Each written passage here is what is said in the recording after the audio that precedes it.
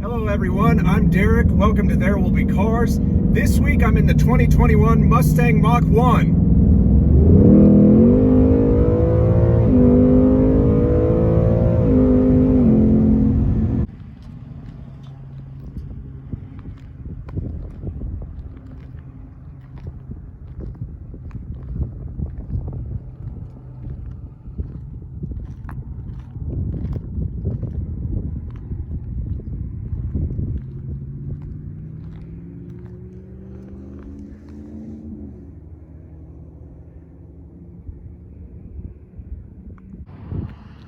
Yes, this is it. This is the 2021 Ford Mustang Mach 1, back after a 17-year hiatus.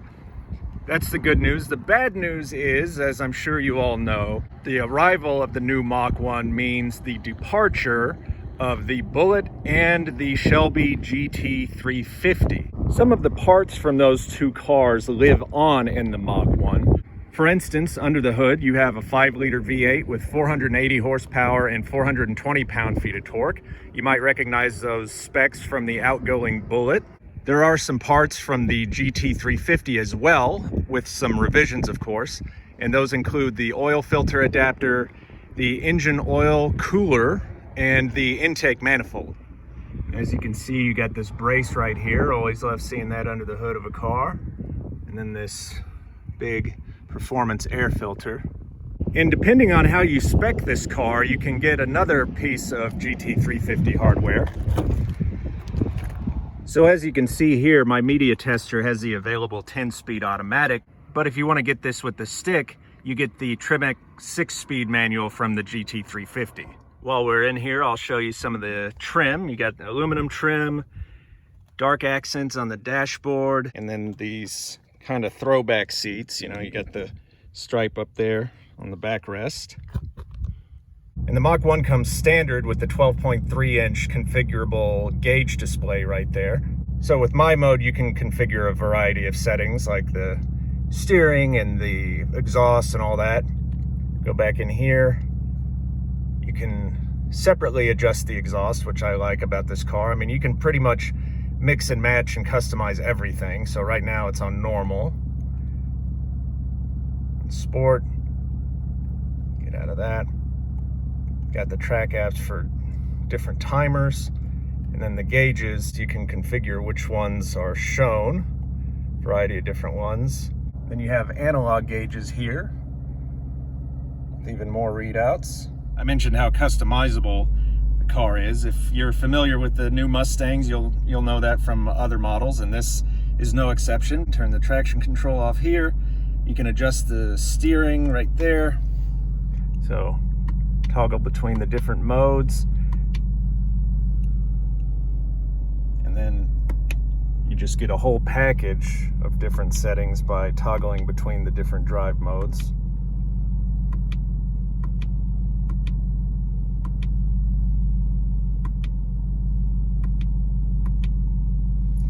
Now, one thing I do wish they included was the ability to go down on this switch instead of having to go in one direction to change the mode. But anyway, what's great about this setup is if you're in a particular drive mode but you want to change the steering, you know, just one component, you can do that. And then right now I have this in drive, but if I want to wake things up a little bit, just bump it down to S. So right now I'm going to get out of the car and show you some of the exterior elements on the Mach 1, and then we're going to hit the road.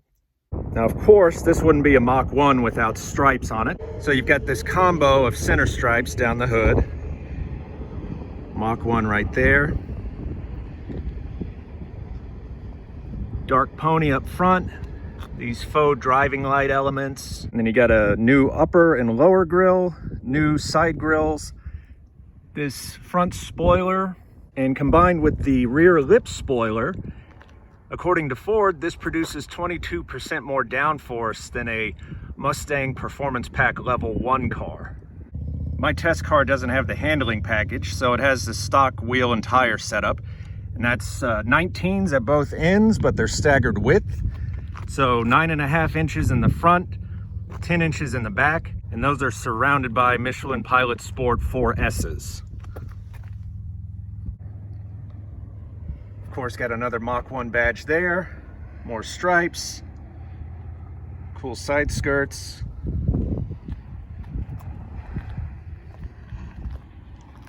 Stripe goes all the way to the back.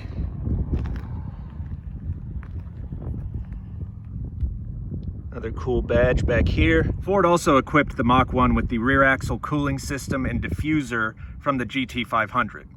Technically, you could say this is a parts bin car, but in this case, that's not a bad thing. And then these awesome exhaust finishers. Just love the sound of this car.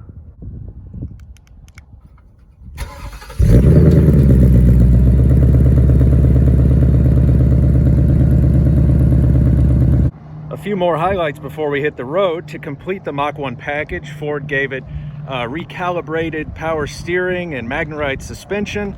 They also installed stiffer sway bars and front springs. Now, it's been a while since I've been in a 5.0 Mustang. The last one that comes to mind is the 2019 Bullitt. So my memory of 5.0 Mustangs might be a little fuzzy. But, you know, there's a lot of familiar stuff here. The steering weight feels about the same. And that's one thing that impresses me about the Mustang range, is that there's a different steering feel to the various models. So, you know, in the EcoBoost models, it's a little lighter, a little more playful and lively. I really love the steering feel in the EcoBoost models. And then the 5-liter models, more or less, all feel the same, you know, pretty heavy, solid, firm, and then you get some of that in the GT500, but that's not quite the same as a 5.0. I mean, it's similar, but that seems to have a little bit lighter of a touch, a little more personality and liveliness to it. Another thing that stuck out to me about the Mach 1, and again, it's been a while since I've been in a 5-liter Mustang, but one thing that does stick out about this car is, you know, it seems very stiff. Out of all the V8 powered Mustangs I've driven, I don't recall any of them being quite as stiff as this. Not uncomfortably so. It's not, you know, a matter of ride quality. It's just, you know, you hear certain things, you know, kind of creak or rattle over certain surfaces. That brings me to one of the defining words of my experience with this car over the past week, and that's the word tension. There's a tension to this car in various aspects of it, and some of that tension kind of carries over to me as a driver in good ways. So, you know, you get the tension of the suspension. Like I said, you know, this feels a little stiffer than I remember other V8 Mustangs being. But also there's a tension to the engine. It always seems to be ready to just rip and go. And that makes sense. This is a performance car. It's meant to be driven hard, driven fast. But, you know, that tension kind of filters through to me as well, you know, because everywhere I go in this, I just want to bury my foot in the throttle. So I'm going to pop it into sport mode now.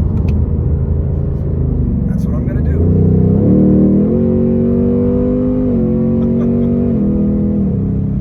It's a perfect sound to me because, you know, it has everything you love about a V8. You know, it's got the presence, it's got the roar.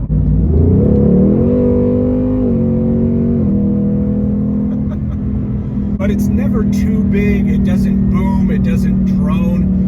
It's just perfect to me. I just love the sound of this car. It's so rewarding getting on the throttle in this car because you not only get the rush of acceleration and the feeling of power from the engine, but you get that great sound too. And it's just perfectly tuned. You know, big but not too big, there but not obnoxiously present.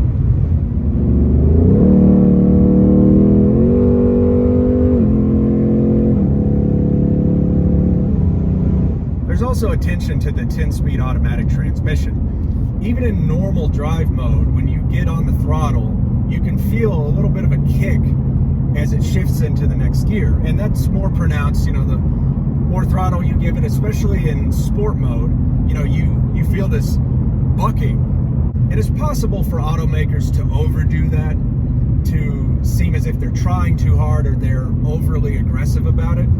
But in this car, it just feels right. It's the right level of aggression. It's the right level of force.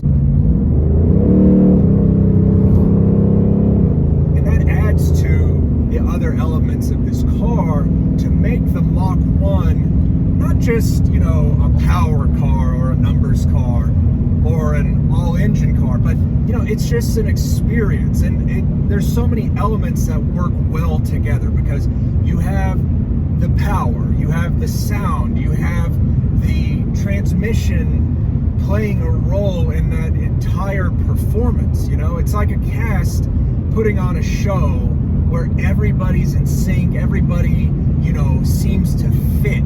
You know, nobody's overacting, nobody's underacting, like everything just comes together in the right way. Now, over the years, I've driven a lot of really powerful cars, you know, like the Hellcats, the Hellcat Red Eyes. You know, those have almost 800 horsepower. And then I've driven, you know, powerful cars with all-wheel drive as well. And sometimes I've felt a little desensitized when I get behind the wheel of certain vehicles. It doesn't happen all the time, but every now and then there are times where I feel like, you know, like this has a certain amount of power, but it's not, you know, it's not blowing my hair back. But then, you know, there are times when I drive a vehicle with a certain amount of output like this, you know, 480 horsepower. That's not a bonkers number these days, but in this car, it feels like more than enough. I am completely satisfied with it. I love it.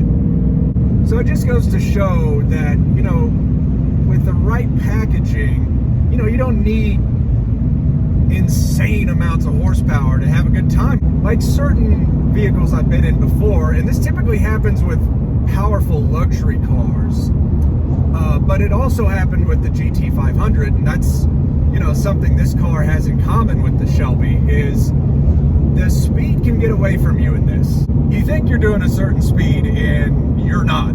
Like you're overshooting, you're overshooting the mark by quite a significant margin. Another element of the Mach 1's performance is the steering. And in most situations, it just feels heavy, planted, solid on center. But when you get into curves, you know, I went out a couple of days ago and was really throwing it into some broad sweepers. And in situations like that, you feel enough feedback in the wheel to where you're aware that, you know, this is a wild creature. You know, you gotta grab the reins, hold on, you gotta, you know, tame it in those kinds of situations.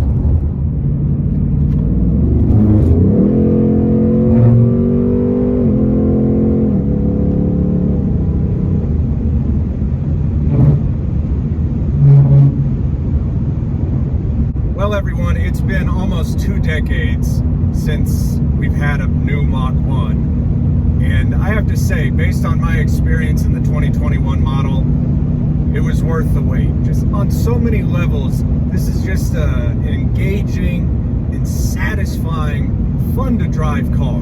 You know, I just wish it had a bigger tank because all I want to do is just drive this all day long. I appreciate you watching my review of the 2021 Mach 1 here on There Will Be Cars. If you liked what you saw, please go ahead and click the like button. And if you haven't already, please go ahead and subscribe to There Will Be Cars. I always enjoy bringing content to this channel for you all to watch, especially when it involves cars like this. And I hope you're here to see it.